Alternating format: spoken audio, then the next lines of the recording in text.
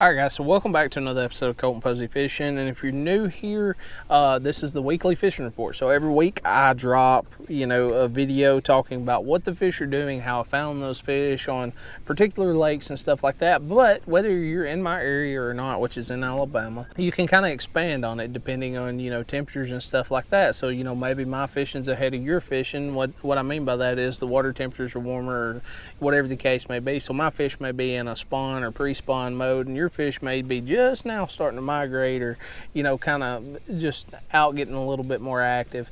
But either way, if that interests you, make sure to subscribe. I got you covered when it comes to anything bass fishing. Like the video, helps me out a ton. Comment down below if you ever have any questions or you just want to talk bass fishing. I love hearing from you guys. All right, so jumping into it, most of the fish that I have found this week has been in main lake pockets, okay? And you're having to fish a lot of pockets to get those bites, but typically when you get those bites, they're bigger bites.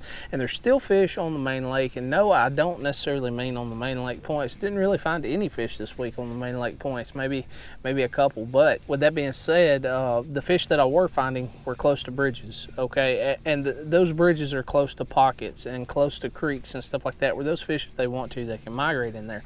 Now, I do want to say I'm fishing a spotted bass fishery, so spotted bass and blueback herring lakes like I'm fishing today, it's typically an inconvenience for them to spawn. A lot of them just don't like to spawn. They'll move up, drop their eggs, and move right back out. Any of you guys that fish blueback herring lakes, you know exactly what I'm talking about.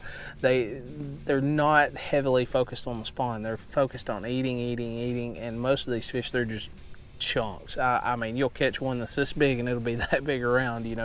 They're just really focused on eating. Now the largemouth that I caught was typically in the very backs of the creeks, right before you, well, I say the very backs, right before you get to the very backs, on those little secondary points and stuff that are sticking out. So the two baits that really shine this week, I'm just going to tell you, cover water. If you can, cover water, especially if it's a day like today where bright blue skies, there's a lot of wind and stuff like that. Just stick straight to your moving baits and you'll bump into fish. But the first one's going to be a square bill. This is that PH custom lure square bill, running it on 15-pound test, and I'm moving that bait pretty quickly. It hunts aggressively, so you got to be careful because it can burn out. This is I can go ahead and tell you this, that's not going to be a bait that I use during the summer, but this time of year with that balsa wood and stuff, the little bit of action that it does have with the hunting and stuff, it's definitely a great choice.